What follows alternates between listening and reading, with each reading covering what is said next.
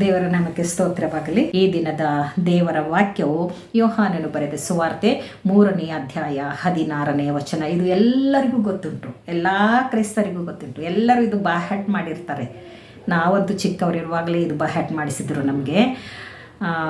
ಅದು ಏನಂತಂದರೆ, ದೇವರು ಲೋಕದ ಮೇಲೆ ಎಷ್ಟೋ ಪ್ರೀತಿಯನ್ನಿಟ್ಟು ಅಂತ ತನ್ನ ಒಬ್ಬನೇ ಮಗನನ್ನು ಕೊಟ್ಟನು, ಆತನನ್ನು ನಂಬುವ ಒಬ್ಬನಾದರೂ ನಾಶವಾಗದೆ ಎಲ್ಲರೂ ನಿತ್ಯ ಜೀವ ಪಡೆಯಬೇಕೆಂದು ಆತನನ್ನು ನಮಗೆ ಕೊಟ್ಟನು ಎನ್ನುವಂಥ ವಿಷಯವನ್ನು ನಮಗೆ ಪರಿಚಯವಿದ್ದಂಥ ವಾಗ್ದಾನವಾಗಿದೆ, ವಾಕ್ಯವಾಗಿದೆ. ಆದರೆ ಎಷ್ಟೊಂದು ಸಾರಿ ನಾವು ಚಿಕ್ಕವರಿರುವಾಗಿನಿಂದ ಇದು ಬಾಹ್ಯಾಟ್ ಮಾಡಿದರೂ ಕೂಡ ಇದರ ಅರ್ಥವನ್ನು, ಇದರ ಗೂಢಾರ್ಥವನ್ನು, ಇದರ ಸ್ಪಷ್ಟತೆಯನ್ನು ತಿಳಿದುಕೊಳ್ಳುವುದು ಬಹಳ ವರ್ಷಗಳೇ ಹಿಡಿಯಿತು ಎನ್ನುವಂಥದ್ದನ್ನು ನಾನು ನೋಡುವಳಾಗಿದ್ದೇನೆ. ವಿಶೇಷವಾಗಿ ಇಲ್ಲಿ ನಾವು ಈ ಒಂದು ವಚನದಲ್ಲಿ 5 ಶಬ್ದಗಳನ್ನು ಬೇರೆ ಬೇರೆ ಮಾಡಿದ್ದೇನೆ. ದೇವರು ಎನ್ನುವಂಥ ಶಬ್ದ, ಲೋಕ ಎನ್ನುವಂಥ ಶಬ್ದ, ಮತ್ತು ದೇವರ ಪ್ರೀತಿ ಎನ್ನುವಂಥ ಶಬ್ದ, ಮತ್ತು ನಂಬಿಕೆ ಎನ್ನುವಂಥ ಶಬ್ದ, ಮತ್ತು ನಿತ್ಯ ಜೀವ ಎನ್ನುವಂಥ ಶಬ್ದ ಬೇರೆ ಬೇರೆ ಮಾಡಿದ್ದೇನೆ. ಇದರಲ್ಲಿ ದೇವರು ಎನ್ನುವಂಥ ಶಬ್ದವನ್ನು ನಾವು ನೋಡುವುದಾದರೆ 1ನೇ ಕೊರಿಂಥೆ 8ನೇ ಅಧ್ಯಾಯ ವಚನ 6. 1ನೇ ಕೊರಿಂಥೆ 8ನೇ ಅಧ್ಯಾಯ ವಚನ 6.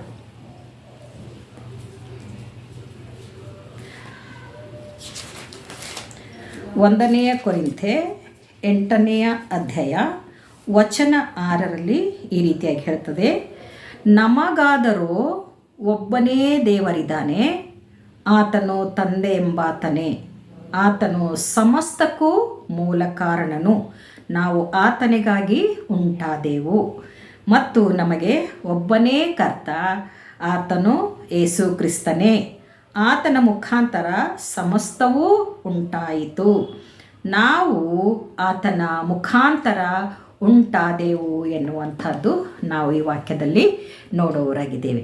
ದೇವರು ಯಾರು ಎನ್ನುವುದಾದರೆ, ದೇವರು ನಮ್ಮ ತಂದೆಯಾಗಿದ್ದಾನೆ, ಆತನು ನಮ್ಮನ್ನು ಉಂಟು ಮಾಡಿದ ದೇವರಾಗಿದ್ದಾನೆ, ಆತನು ಸಮಸ್ತಕ್ಕೂ ಮೂಲ ಕಾರಣನು.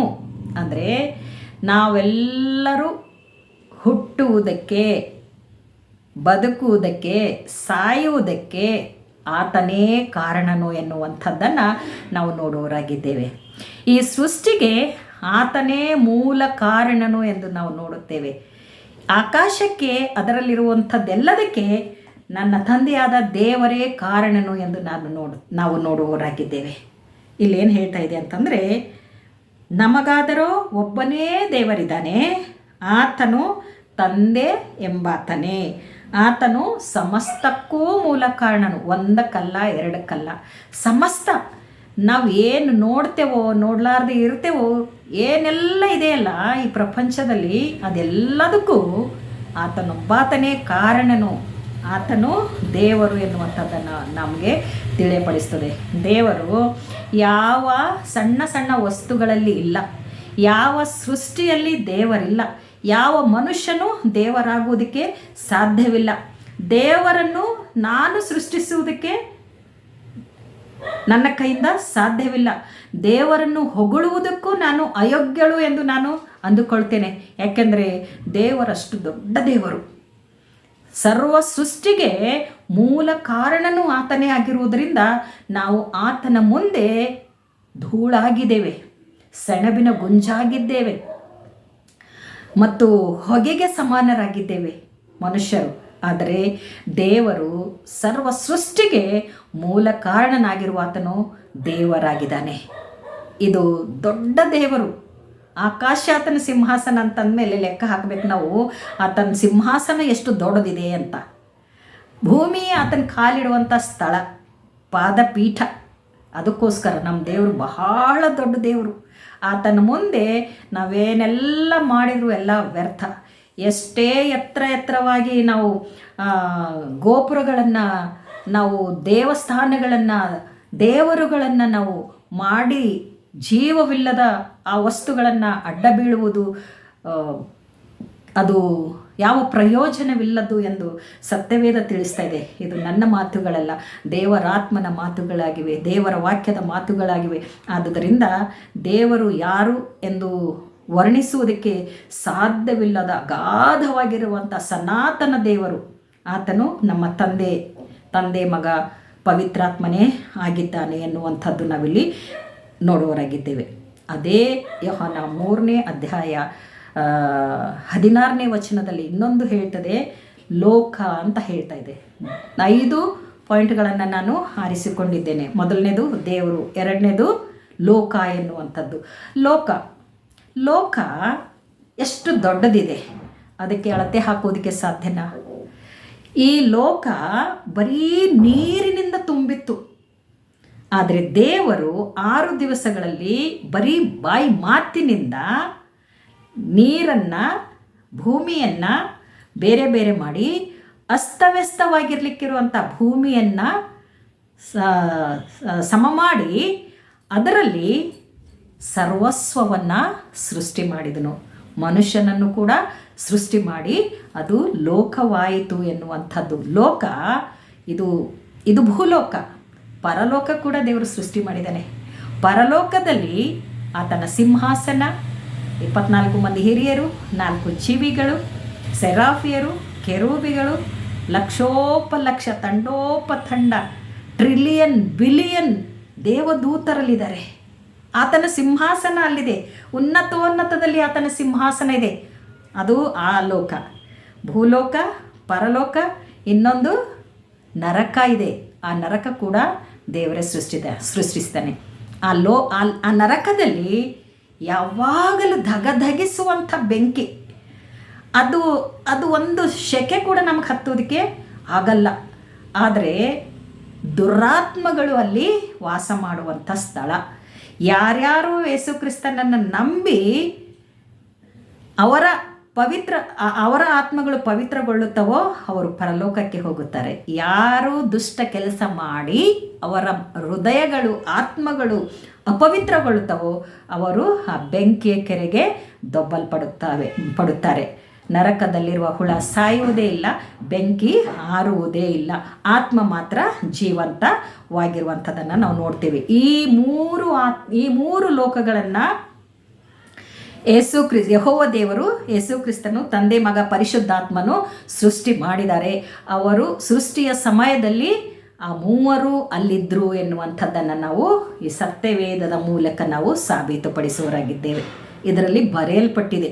ಈ ಸೃಷ್ಟಿ ಕಾರ್ಯದ ಸಮಯದಲ್ಲಿ ಅಲ್ಲಿ ಮೂವರು ಇದ್ದರು ಎನ್ನುವಂಥದ್ದು. ಮೂವರು ಸೇರಿಕೊಂಡು ಒಂದೇ ದೇವರು ಇದ್ದ ಅಲ್ಲಿ ಎನ್ನುವಂಥದ್ದು ನಾವು ನೋಡೋರಾಗಿದ್ದೇವೆ.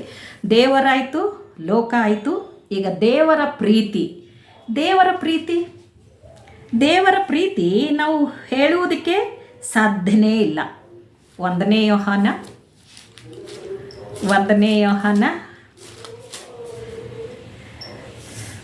4ನೇ ಅಧ್ಯಾಯ 9ನೇ ವಚನದಲ್ಲಿ ದೇವರು ಪ್ರೀತಿ ಸ್ವರೂಪಿ ಅಂತ ಹೇಳ್ತಾ ಇದ್ದಾನೆ. ದೇವರು ಪ್ರೀತಿ ಸ್ವರೂಪಿ. ನಿಜವಾಗಿಯೂ ದೇವರು ಪ್ರೀತಿ ಸ್ವರೂಪಿ. ದೇವರು ಈ ಲೋಕವನ್ನು ಪ್ರೀತಿಸಿ ಆದಾಮ ಹವ್ವರನ್ನು ಉಂಟು ಮಾಡಿ ಅವರ ಮೂಲಕವಾಗಿ ಈ ಪ್ರಪಂಚವು ದೊಡ್ಡದಾಗುವಂತೆ ಮಾಡಿ ಈ ಲೋಕದ ಜನರನ್ನು ಪ್ರೀತಿಸಿ ಒಂದು ಸಾರಿ ನೀರಿನ ಮೂಲಕವಾಗಿ ಈ ಲೋಕವು ನಾಶ ಮಾಡಲ್ಪಟ್ಟಿತ್ತು. ಪಾಪವು ಹೆಚ್ಚಾಗಿರುವುದರಿಂದ ಈ ಲೋಕವು ನಾಶ ಮಾಡಲ್ಪಟ್ಟಿತ್ತು. ಅದಾದ ನಂತರ ಮತ್ತೆ ಈ ಲೋಕವು ಬೆಳೆದು ಇಷ್ಟು ದೊಡ್ಡದಾದರೂ ಕೂಡ, ಇಷ್ಟು ದೊಡ್ಡದಾಗಿ ಅನೇಕ ಸೇವಕರನ್ನು, ಅನೇಕ ದೈವ ಭಕ್ತರನ್ನು, ಅನೇಕ ಪ್ರವಾದಿಗಳನ್ನು ದೇವರು ಈ ಲೋಕಕ್ಕೆ ಕಳುಹಿಸಿದರೂ ಯಾರೂ ಅದನ್ನು ಅರ್ಥ ಮಾಡಿಕೊಳ್ಳದ ಹಾಗೆ ನೋಹನ ಕಾಲದಂತೆ ಇರುವಂಥ ಈ ಒಂದು ಲೋಕವನ್ನು ದೇವರು ತಿರುಗಿ ಬೆಂಕಿಯಿಂದ ನಾಶ ಮಾಡುವ ಆತನಾಗಿರುವುದರಿಂದ ದೇವರು ಆತನ ಪ್ರೀತಿಯ ಕಡೆಗೆ ನಮ್ಮನ್ನು ಕರೀತಾ ಇದ್ದಾನೆ. ದೇವರು ಸ್ನೇಹಿತರಿಗೋಸ್ಕರ ಕೊಡುವ ಪ್ರೀತಿಗಿಂತ ಹೆಚ್ಚಾಗಿ ನಮಗೆ ಪ್ರೀತಿ ಮಾಡಿ ತನ್ನ ಒಬ್ಬನೇ ಮಗನಾದ ಯೇಸು ಕ್ರಿಸ್ತನನ್ನು ಈ ಲೋಕಕ್ಕೆ ಕಳುಹಿಸಿದನು. ಆತನು ತನ್ನ ಪ್ರಾಣವನ್ನು ನಮಗೋಸ್ಕರ ಕೊಟ್ಟನು. ಶಿಲುಬೆ ಮೇಲೆ ತನ್ನ ಪ್ರಾಣವನ್ನೇ ತ್ಯಾಗ ಮಾಡಿದನು ಎನ್ನುವಂಥದ್ದನ್ನು ನಾವು ನೋಡ್ತೀವಿ. ಯಾಕೆ? ದೇವರು ಈ ಲೋಕದ ಜನರ ಮೇಲೆ ಇಟ್ಟಿರುವಂಥ ಪ್ರೀತಿ ಇದಾಗಿದೆ ಎನ್ನುವಂಥದ್ದು.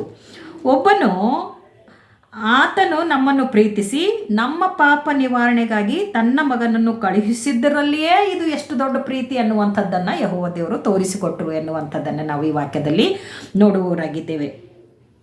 ಆದುದರಿಂದ ಇನ್ನೊಂದೇನು ಹೇಳ್ತಾ ಇದೆ ಅಂತಂದರೆ, ದೇವರು ಯೇಸು ಕ್ರಿಸ್ತನನ್ನು ಈ ಲೋಕಕ್ಕೆ ಕಳುಹಿಸಿಕೊಟ್ಟಿರುವಂಥದ್ದು ಏನು ತೋರಿಸ್ತದಂದರೆ, ದೇವರು ಮನುಷ್ಯರ ಮೇಲೆ ಇಟ್ಟಿರುವಂಥ ಪ್ರೀತಿ ತೋರಿಸ್ತದೆ. ಆ ಪ್ರೀತಿಯು ಶಾಶ್ವತವಾದ ಪ್ರೀತಿಯಾಗಿದೆ. ಆ ಪ್ರೀತಿಯು ಅಗಾಪೆ ಪ್ರೀತಿಯಾಗಿದೆ.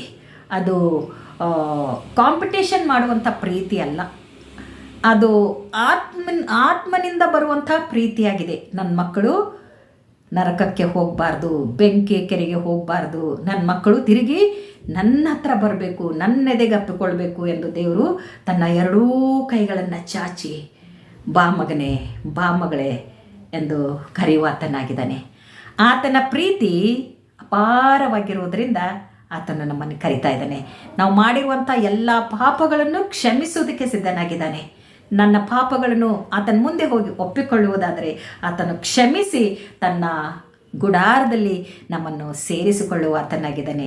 ಆತನು ಅಗಾಪೆ ಪ್ರೀತಿ ಮಾಡುವಂಥ ದೇವರಾಗಿರುವುದರಿಂದ ನಾವು ಆತನ ಹತ್ತಿರ ಹೋಗಿ ನಮ್ಮ ಪಾಪಗಳಿಗಾಗಿ ಕ್ಷಮಾಪಣೆ ಬೇಡಿಕೊಂಡು ನಾವು ಆತನ ಸನ್ನಿಧಾನದಲ್ಲಿ ಹೋಗಿ ನಾವು ಒಪ್ಪಿಕೊಳ್ಳುವುದಾದರೆ ಆತನು ನಮ್ಮನ್ನು ತನ್ನಲ್ಲಿ ಸೇರಿಸಿಕೊಳ್ಳುವ ಆತನಾಗಿದ್ದಾನೆ ಎನ್ನುವಂಥದ್ದು ನಂಬಿಕೆ. ಇನ್ನು ಮೇಲೆ 4ನೇದಾಗಿ ನಂಬಿಕೆ ಎನ್ನುವಂಥದ್ದನ್ನು ನಾವು ನೋಡುವವರಾಗಿದ್ದೇವೆ.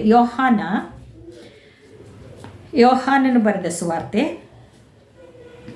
5ನೇ ಅಧ್ಯಾಯ. ಯೋಹಾನನು ಬರೆದ ಸುವಾರ್ತೆ 5ನೇ ಅಧ್ಯಾಯ ವಚನ 24ರಲ್ಲಿ ಈ ರೀತಿಯಾಗಿ ಹೇಳ್ತದೆ, ನನ್ನ ವಾಕ್ಯವನ್ನು ಕೇಳಿ ನನ್ನನ್ನು ಕಳುಹಿಸಿದ ಆತನನ್ನು ನಂಬುವವನು ನಿತ್ಯ ಜೀವವನ್ನು ಹೊಂದಿದ್ದಾನೆ, ಅವನು ತೀರ್ಪಿಗೆ ಗುರಿಯಾಗುವುದಿಲ್ಲ, ಮರಣದಿಂದ ಪಾರಾಗಿ ಜೀವಕ್ಕೆ ಸೇರಿದ್ದಾನೆ ಎನ್ನುವಂಥ ವಾಕ್ಯವನ್ನು ನಾವಿಲ್ಲಿ ನೋಡುವವರಾಗಿದ್ದೇವೆ. ನನ್ನ ವಾಕ್ಯವನ್ನು ಕೇಳಿ ನನ್ನನ್ನು ಕಳುಹಿಸಿದ ಆತನನ್ನು ನಂಬುವವನು ಅಂದರೆ ಈ ಮಾತು ಯಾರು ಹೇಳ್ತಾ ಇದ್ದಾರೆ? ಯೇಸು ಕ್ರಿಸ್ತನು ಈ ಮಾತನ್ನು ಹೇಳ್ತಾ ಇದ್ದಾನೆ. ನನ್ನ ವಾಕ್ಯವನ್ನು ಕೇಳಿ ಅಂತಂದರೆ ಈ ದೇವರ ವಾಕ್ಯವನ್ನು ಕೇಳಿ, ಸತ್ಯವೇದದ ವಾಕ್ಯವನ್ನು ಕೇಳಿ, ಬೈಬಲ್ನಲ್ಲಿ ಬರೆಯಲ್ಪಟ್ಟಿರಲಿಕ್ಕಿರುವಂಥ ವಾಕ್ಯಗಳನ್ನು ಕೇಳಿ ನನ್ನನ್ನು ಕಳುಹಿಸಿದಾತನಂದರೆ ಪರಲೋಕದ ದೇವರು ಯೇಸು ಕ್ರಿಸ್ತನನ್ನು ಈ ಭೂಲೋಕಕ್ಕೆ ಕಳುಹಿಸಿರುವ ಆತನನ್ನು ನಂಬಬೇಕು ಎನ್ನುವಂಥದ್ದು ಯೇಸು ಕ್ರಿಸ್ತನ ಮಾತಾಗಿದೆ. ನನ್ನ ವಾಕ್ಯವನ್ನು ಕೇಳಿ ನನ್ನನ್ನು ಕಳುಹಿಸಿದ ಆತನನ್ನು ನಂಬುವವನು ನಿತ್ಯ ಜೀವವನ್ನು ಹೊಂದಿದ್ದಾನೆ ಎನ್ನುವಂಥದ್ದು. ನಿತ್ಯ ಜೀವ, ಅಲ್ಲಿ ಹಸಿವೆ ಇಲ್ಲ, ನೀರಡಿಕೆ ಇಲ್ಲ, ಗೋಳಾಟ ಇಲ್ಲ, ಕಣ್ಣೀರಿಲ್ಲ, ಯಾವಾಗಲೂ ಸದಾ ಜೀವಿಸುವವರಾಗಿ, ಸದಾ ದೇವರೊಂದಿಗಿದ್ದು, ಸದಾ ದೇವರೊಂದಿಗೆ ನಡೆದು, ಸದಾ ದೇವರೊಂದಿಗೆ ನಾವು ಜೀವಿಸುತ್ತಾ ಆತನನ್ನು ಯೆಹೋವನು ಪರಿಶುದ್ಧನು ಪರಿಶುದ್ಧನು ಪರಿಶುದ್ಧನು ಎಂದು ದೇವದೂತ ಗಣಗಳು 24 ಮಂದಿ ಹಿರಿಯರು ಯಾವ ರೀತಿಯಿಂದ ಆತನನ್ನು ಸ್ತುತಿಸುತ್ತಾರೋ ನಾವುಗಳು ಆ ಸ್ತುತಿಯಲ್ಲಿ ನಾವು ಪಾಲ್ಗೊಳ್ಳುವವರಾಗಿದ್ದೇವೆ. ಆ ನಿತ್ಯ ಜೀವಕ್ಕೆ ಬಾಧ್ಯರಾಗುವವರಾಗಿದ್ದೇವೆ. ಅಷ್ಟೇ ಅಲ್ಲದೆ ಅವನು ತೀರ್ಪಿಗೆ ಗುರಿಯಾಗುವುದಿಲ್ಲ. ಒಂದು ನ್ಯಾಯ ತೀರ್ಪು ಎನ್ನುವಂಥದ್ದೊಂದು ನಮಗಾಗಿ ಇಡಲ್ಪಟ್ಟಿದೆ. ಯಾರು ಯೇಸು ಕ್ರಿಸ್ತನ ವಾಕ್ಯಗಳನ್ನು ಕೇಳಿ ಯೆಹೋವ ದೇವರನ್ನು ನಂಬುತ್ತಾರೋ, ಯೇಸು ಕ್ರಿಸ್ತನನ್ನು ನಂಬುತ್ತಾರೋ, ಪವಿತ್ರಾತ್ಮನನ್ನು ನಂಬುತ್ತಾರೋ ಅವರಿಗೆ ಏನಿಲ್ಲ, ಅಲ್ಲಿ ತೀರ್ಪು, ನ್ಯಾಯ ತೀರ್ಪಿಲ್ಲ. ನ್ಯಾಯ ತೀರ್ಪು ಎಲ್ಲಾಗ್ತದೆ? ಕೋರ್ಟಲ್ಲಿ ಆಗ್ತದೆ. ತಪ್ಪಿತಸ್ಥರಿಗೆ ಸೆರೆಮನೆ ಆಗ್ತದೆ, ತಪ್ಪಿಲ್ಲದವರಿಗೆ ಬಿಡುಗಡೆ ಆಗ್ತದೆ. ಇಲ್ಲಿ ಈ ನ್ಯಾಯ ತೀರ್ಪಿನಲ್ಲಿ ತಪ್ಪಿತಸ್ಥರಿಗೆ ಏನಾಗ್ತದೆ? ಅದೇ ಬೆಂಕಿ ಕೊಂಡ. ತಪ್ಪಿಲ್ಲದವರಿಗೆ ನಿತ್ಯ ಜೀವ ಅಂದರೆ ಪರಲೋಕ ರಾಜ್ಯ ಸಿಗ್ತದೆ ಎನ್ನುವಂಥದ್ದು ಈ ಮಾತಿನ ಅರ್ಥ, ಈ ವಾಕ್ಯದ ಅರ್ಥವಾಗಿದೆ. ಅವನು ತೀರ್ಪಿಗೆ ಗುರಿಯಾಗುವುದಿಲ್ಲ, ಮರಣದಿಂದ ಪಾರಾಗಿ ಜೀವಕ್ಕೆ ಸೇರಿದ್ದಾನೆ. ಮರಣ ಯಾವುದು ಹಾಗಾದರೆ? ಆ ನರಕವೇ ಅವರಿಗೆ ಮರಣ. ನರಕದಲ್ಲಿ ಬೀಳುವಂಥದ್ದೇ ಅವರಿಗೆ ಮರಣವಾಗಿದೆ. ಜೀವ ಯಾವುದಾಗಿದೆ? ನಿತ್ಯ ಜೀವವಾಗಿದೆ, ಪರಲೋಕ ರಾಜ್ಯವಾಗಿದೆ.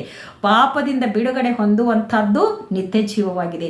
ಪಾಪದಲ್ಲಿಯೇ ಸಿಕ್ಕಿಕೊಂಡು ಪಾಪದಲ್ಲಿಯೇ ಮುಳುಗಿರುವಾಗ ಅದು ನರಕಕ್ಕೆ ತೆಗೆದುಕೊಂಡು ಹೋಗುವಂಥದ್ದಾಗಿರುವುದರಿಂದ ಆ ನಿತ್ಯ ಜೀವಕ್ಕೆ ನಾವು ಹೋಗೋದಕ್ಕೆ ಸಾಧ್ಯವಿಲ್ಲ. ಆದುದರಿಂದ ಯೇಸು ಕ್ರಿಸ್ತನ ವಾಕ್ಯಗಳನ್ನು ಕೇಳುವುದರಲ್ಲಿ, ಅದನ್ನು ನಂಬುವುದರಲ್ಲಿ ನಮ್ಮನ್ನು ನಾವು ತೊಡಗಿಸಿಕೊಳ್ಳುವುದಾದರೆ, ನಮ್ಮ ಜೀವಿತಗಳನ್ನು ದೇವರಿಗೆ ಸಮರ್ಪಿಸುವುದಾದರೆ ನಮಗೆ ಯಾವ ನ್ಯಾಯ ತೀರ್ಪಿಲ್ಲ ಮತ್ತು ನಮಗೆ ಮರಣ ಇಲ್ಲ, ನಮಗೆ ನಿತ್ಯ ಜೀವ ಉಂಟು ಎಂದು ಹೇಳುತ್ತಾ ಇವತ್ತಿನ ದೇವರ ವಾಕ್ಯವು ಇನ್ನೊಂದು ನಂಬಿಕೆ ಮೇಲೆ ಮತ್ತು ನಿತ್ಯ ಜೀವದ ಮೇಲೆ ನಾನು ಈ ದೇವರ ವಾಕ್ಯವನ್ನು ಮುಗಿಸುತ್ತೇನೆ. ಇದು ದೇವರು ಲೋಕದ ಮೇಲೆ ಎಷ್ಟೋ ಪ್ರೀತಿಯನ್ನಿಟ್ಟು ತನ್ನ ಒಬ್ಬನೇ ಮಗನನ್ನು ಕೊಟ್ಟನು. ಆತನನ್ನು ನಂಬುವ ಒಬ್ಬನಾದರೂ ನಾಶವಾಗದೆ ಎಲ್ಲರೂ ನಿತ್ಯ ಜೀವವನ್ನು ಪಡೆಯಬೇಕೆಂದು ಆತನನ್ನು ಕೊಟ್ಟನು ಎನ್ನುವಂಥ ವಾಕ್ಯದ ಮೇಲೆ ಈ ದಿನ ಹೇಳಿರಲಿಕ್ಕಿರುವಂಥ ಈ ಸಂದೇಶವನ್ನು ಮತ್ತೊಂದಾವರ್ತಿ ನೀವು ಜ್ಞಾಪಕ ಮಾಡಿಕೊಳ್ಳುತ್ತಾ, ಮತ್ತೆ ನಿಮಗೆ ಒಂದು ಸಾರಿ ನನಗೆ ಹೇಳುವಂಥದ್ರಲ್ಲಿ ಏನಾದರೂ ತಪ್ಪಾಗುವಾಗ, ನಿಮಗೆ ತಿಳಿಯದೇ ಇರುವಾಗ ಇನ್ನೊಂದು ಸಾರಿ ಮತ್ತೊಂದು ಸಾರಿ ಅದನ್ನು ಕೇಳಿಸಿಕೊಂಡು ದೇವರ ವಾಕ್ಯವನ್ನು ಓದುತ್ತಾ ಈ ವಾಕ್ಯಗಳನ್ನು ನಿಮಗೆ ತಿಳಿಯಪಡಿಸುತ್ತಾ ಈ ದೇವರ ವಾಕ್ಯವನ್ನು ಮುಗಿಸುತ್ತೇನೆ. ದೇವರಿಗೆ ಸ್ತೋತ್ರ. ನಿಮ್ಮೆಲ್ಲರಿಗೆ ವಂದನೆಗಳು. ಆಮೇನ್.